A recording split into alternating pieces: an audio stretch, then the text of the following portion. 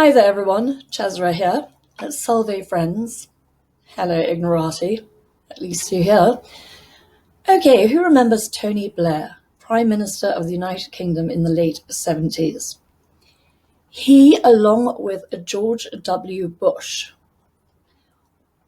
they worked in tandem during the Iraq War. In fact, they were the people who kept pushing for the Iraq War after fake allegations there were weapons of mass destruction in Saddam Hussein's Iraq is subsequently been disproved completely, naturally. So Tony Blair, Prime Minister of the United Kingdom, tell me, friends of mine who are Republicans and who I have great respect for, George W. Bush, would you still feel the same about George W. Bush if you knew that he was besties with Tony Blair, who not only toyed with Marxism after reading a book on Trotsky, he was a Trotskyist? Well, of course, he's an enormous liar. Look at that face. It just lies perpetually. So, as a young man, after being inspired by a biography of Leon Trotsky that detailed extraordinary causes and injustices, yes, it also detailed extraordinary measures and bloodshed, because that's what a Trotskyite is, somebody who believes in perpetual revolution. Let's take a look at this. He learned from Lenin. So first we have Marx, then we have Lenin, and Trotsky was critical of Stalin because they didn't like his idea of socialism in one country. They preferred the concept of permanent revolution. Look around you. Do you see wars and bloodshed everywhere? If you don't, you are blind. I need to get your eyes tested. Yeah, do you see that? Yeah. So can we not say that perhaps it is possible that we are in a permanent revolution as proposed by Trotsky? Okay, now let us go back. This Tony Blair, so the Labour Party were left. Socialist, diluted leftism. And this is why I say it doesn't matter what strain you get. The dilution of socialism, it will lead to extreme Marxism, Leninism, and Trotskyism. So he comes in on a center ground party, allegedly. In fact, a quarter of his cabinet were Trotskyists at university, as was he. And this is the Red Dawn in the United Kingdom. Of course, the British people don't have a clue. They think they are voting for a centre, moderate, leftist. And the Labour Party, just to be clear, it is traditionally a conservative working class. And what they really want is workers' rights, but they're not extremists in any sense. Which is why if they had heard that he was a Trotskyist at any time, he would not have had a single vote. In fact, it would have been the scandal of the century and he would have been tossed out. So now, allegedly, the centre Marxist-Leninist Trotskyist, because we've just moved the whole bar over, is now facing repeated rebellion from left-wing Labour MPs, including Jeremy Corbyn. Well, this is what we call the dialectic. You see, they push you into believing that Tony Blair is the moderate right-wing version of leftism and that Corbyn is the real left-wing version of leftism, and everybody leaves out that these people were actually all Trotskyists, which is extreme Marxism with perpetual revolution. Yeah, so this is pulling the wool over the voters' eyes. I mean, nobody said a word, not Jeremy Corbyn, nobody in Labour, nobody in the Tory party, absolutely nobody mentioned this. Isn't that extraordinary? Right, now let's take a look at if you are in the United States and you think George W. Bush was a patriot. Okay, if you go back to these times. Everybody knew in the late 1990s, that era, that Tony Blair and George W. Bush were tight as tight can be. They were besties. And they both agreed on so many policies that people used to make jokes about them because they were always agreeing with each other and they were so enamored of each other. So this is an example. And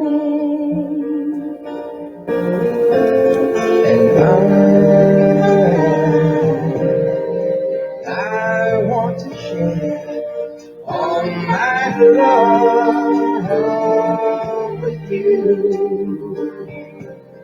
No one else will do. Okay, that doesn't help you enough. Let me find another one for you. This was George Michael, who died not so long ago. This was a song, but it's not really the song, it's the video. And what we have over here is that's Tony Blair, that's George W. Bush, and here's the pet dog, and this is obviously the singer. So let's see what he did.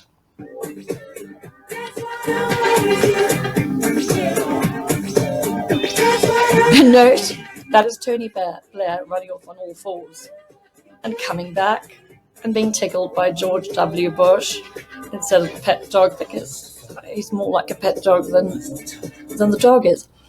So yeah, this is how people in the UK were viewing the relationship, as though George W. Bush was actually running things. Now remember, George W., Republican, conservative ticket. Tony Blair, allegedly left-wing centre ticket, but in fact a Trotskyist. And now you're going to say, well, maybe he changed his mind and he didn't really do that. Okay, bear with me because I will deal with you on that. If you don't know Peter Hitchens, and Christopher Hitchens was his brother, shame on you. You are part of the problem. It's because you are not listening to these people. Now, Peter Hitchens is a journalist and a political commentator, and he used to be a Trotskyist way back in the 60s. And then he came to his senses after getting a job, because as he points out, in the 60s at university, they all hated Britain because they had everything paid for. They didn't have to worry about food. They didn't have to worry about housing because, we had this really giving system that gave them everything, and idle hands do the devil's work. And so these pampered kids at university turned to extremism and decided, not because they cared about the working classes, but because they hated Britain, to become Trotskyists. Now listen carefully. Free of bigotry on a scale. He's talking about the United Kingdom being free of bigotry, and it is. Anywhere in the world which has major religious or racial minorities. So people come here for that reason. When I was a Trotskyist, we were in favor of immigration, not because we liked migrants, we couldn't care less about that, but because you hated Britain. Exactly. Did you get what he said over there?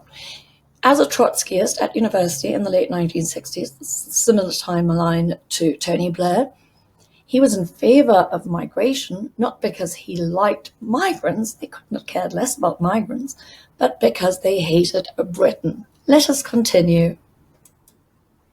Just because you thought that doesn't mean that was a mainstream view. It was mainstream among revolutionaries. Yeah, exactly. Mainstream among. Well, okay, and you say that, but I was in a Trotskyist sect in the late 1960s and early 1970s. So were probably more than a quarter of Blair's cabinet. Okay, did you hear that? So he was in a Trotskyist sect at university, and so were more than a quarter of Tony Blair's cabinet. He appointed all these people from Trotskyist institutions. Can you explain to me how the United States of America are red under every bed? We are not communists. How their conservative president didn't know about this influence, because, as I said, the British wouldn't have voted them in. Would Americans, Republicans, have accepted that your president was chums with a Trotskyist who had implanted a quarter of his Trotskyist buddies into his cabinet? Well, I would be very displeased. Now, don't tell me they didn't know, that the CIA and the FBI didn't have this intelligence. What I find remarkable is that so many of them were Trotskyists, yet nobody breathed a word in the media. I had no clue until I came across this, and mind blown. It's out there, but obviously people don't know to look for it, and they don't care. People don't care anymore. So yes, it turns out there was a communist revolution, a red dawn in the United Kingdom when Tony Blair came into power, and that George W Bush, the Republican, said nothing. Let us continue. But but the difference between me and them, including Blair, and the difference between me and them is that I'm completely open about it, and I would say this is something that I no longer adhere to, and I've completely broken with it. And if you ask anybody who was in New Labour politics in the 1990s about their Trotskyist past, they'd clam up like anything. It still matters to them. Okay, so Peter Hitchens is saying, well, the difference between him and Tony Blair is that he was a Trotskyist, and he admits it, and that he has completely parted ways with that ideology. And that you can't even ask his cabinet members about it, even now, decades later, because they won't say a word. And remember, he loves migration at this point in his life, before he changed. At this point, he was still kindling for the fire of revolution. But he likes migration not because he cares about migrants, but because he loves the idea of sticking it to Britain. So let's go and look at what they said about what Labour was doing under Tony Blair. Labour wanted a mass immigration to make the United Kingdom more multicultural, says former advisor. Okay, you say this is a conspiracy theory. Did Tony Blair, or did he not, throw open Britain's borders during his turn as Prime Minister? Yes, he did. Do we now have issues with multiculturalism being peddled every single day and every single way? Yes, we do. So if you say that the huge increases in migrants over the last decade were partly due to a politically motivated attempt by ministers to radically change the country and rub the right's nose in diversity, according to Andrew Nether, former advisor to Tony Blair. He said Labour's relaxation of controls was a deliberate plan to open up the United Kingdom to mass migration. But of course they couldn't say anything about it, because who was going to let this? Who was going to let a Trotskyist who had plans to throw open the borders to just about anybody so that they could break down the very core of what Britain was, the entire system, who would vote for it? Absolutely no one, and most certainly not the working class people, because the bourgeoisie, the most detested bourgeoisie that all the Marxists and leftists despise, middle classes, are in fact the revolutionaries. Working class won't have any of that nonsense because they work for a living and they know how things work. And so, yeah, they would have alienated their core working class vote. So they hit all of these things, and now we have Great Britain in decline and the United States speeding in that direction. Okay, if you hear growly noises in the back, it's my dogs playing. There's nothing I can do about it. Okay, rub the right's nose in diversity. Why? Well, there's a very interesting thing about Tony Blair and Prince Charles. And Tony Blair would not sign his letters as his humble and obedient servant when he was replying to Prince Charles, and this is considered a breach of etiquette. When I first heard this, I thought, well, who wouldn't want to give him a middle finger? But then I found a whole lot of correspondence between my grandfather, who was a doctor in Namibia, and people who he wrote to, and they were on a par, and sometimes the person who was writing to him was higher up than them. And here's the very interesting thing. They signed off their letters, "Your humble and obedient servant." So this isn't a special designation, rather this was a traditional designation. And by the way, this is why I don't believe in throwing out old family papers and so on. You are throwing out the evidence. I would never have guessed, it sounds so pompous and arrogant to say, your humble and obedient servant. Here was somebody writing to my grandfather and saying, your humble and obedient servant, just as a formality. It doesn't mean you are groveling. It's the way they wrote back in that day. And obviously the royals are an institution that are sort of steeped in tradition. And so he's grown up with this. And it's not special to the royal family. It was, in fact, something that was very normal back in the day.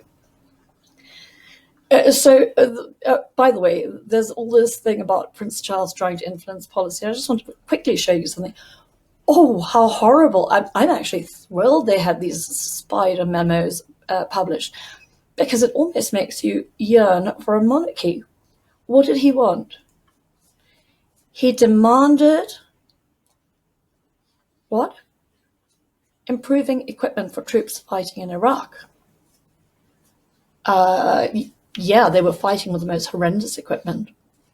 There are horrifying stories. I think you should go and look up Keyes and Bacon, who are two families who were fighting for their sons who were killed it was either Afghanistan or Iraq, but the same timeline, and they were trying to sue Blair for years, and I followed that, and of course, you simply can't get to people like this. He is an establishment pet, and so he will never, ever, ever be held accountable for the lies he told, and the fact that he sent United Kingdom troops into Iraq with terrible equipment.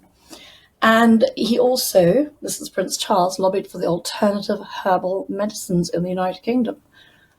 Oh, how awful. Because now people who say anything about herbal medicines, they die. It's astonishing how many of them die. I can't comment on the badger cull because I don't know enough about it. But I don't really have to know. It doesn't damage his role as a future monarch. In fact, it shows he was good and sensible. And let's go on. He told the Environment Minister, Elliot Morley, he hoped that illegal fishing of the Patagonian toothfish will be high up on your list of priorities, because until that trade is stopped, there is little hope for the poor old albatross. Oh my goodness, he was lobbying to stop the Patagonian toothfish from extinction. How awful. I'm not going to go into the rest of it, but Charles doesn't come out of this badly. Who comes out of this badly is Tony Blair. So why? What is behind all of this? Well, remember Marxism, leftism, the overthrow of the bourgeoisie to install the working class? Yeah. Once it had worked its way out of Eastern Europe, people like Antonio Gramsci, this hideous, nasty little man over there, Gramsci, that is Italian, SCI is sh sound. So Gramsci despaired that they would ever, ever, ever be able to implement a violent revolution as they did in Russia, and that the West would never be able to be overthrown, in a bloody revolution. So they decided to go another way. They decided, okay, well, if we can't go over, we'll go under. And what they did was they sought to undo everything that underpinned Western culture. So that would be the family, the church, gender, the concept of home ownership. All of these things would be undermined slowly. Tell me that they haven't been. People say that cultural Marxism is a conspiracy theory. Okay, well, let's have a look over here.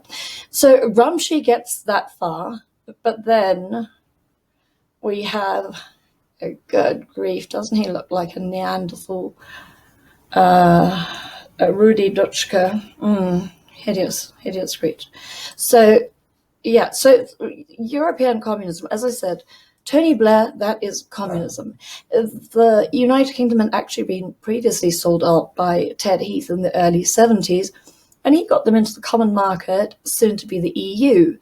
Now you'll note that Brexit and people trying to get out of the EU, the United Kingdom trying to get out of the EU, is a huge, big issue. But here's the thing, people say, well, how did they get in? Well, it was sneaked in. They had no idea that Ted Heath was putting them into this economic union with the rest of Europe. British people didn't vote for that. And now they vote out, and they're not allowed out. Okay, so let's go to Louis Althusser about how to, the ideological state apparatus, how are you going to get rid of the bourgeoisie, the middle classes, which, by the way, every leftist is bourgeoisie. Again, working class people are far too sane and logical for this kind of nonsense. This is the product of a pampered environment. So let's have a look. The religious system of churches, the education, Common Core didn't happen, the family, the legal, laws changed, the political system, the trade union, communications. Well, now just look at who owns. There's only a handful of companies that own all the communications, press, radio, television in the world. And the cultural, I say, literature, the arts, sport, and so on. And he said the parliamentary structures of state by which the will of the people is represented are ideological apparatus of the state. No, actually, that is what our entire civilization is based on. Western civilization is based on religion, education, family, law, politics, economics, communications, and culture. And so when you take all of these things away, what you are doing is you are leaving people without moorings. So they are forced to rely on the state. And this is the way in which you convert them to the religion of statism. Again, one more thing. I know people love the Bushes and they think of them so, sort of religious and so on. I want to draw your attention to this. Now, the actual footage that originally was shown of George Bush speaking about this, I can't find it. And what's happened over here is Barbara Bush is slightly going back. What happened is she had a miscarriage. The fetus was put in a jar, to be preserved. And when her sons, asked her what a miscarriage was, well, out came the jar with the fetus. Now, don't tell me that any type of Christian or a religious person who reveres life to their miscarried baby would actually take it around in a jar. And there is, in fact, footage of George W saying, my mother's quite something. We asked her what a miscarriage was. Out came this thing. And she used to pass this jar around at dinner parties. Yeah, now she backtracks and she says her memory is dim. I want you to think long and hard. Do you know these people? Seriously, do you know them? I'd love to know from people in the United Kingdom and especially in the United States.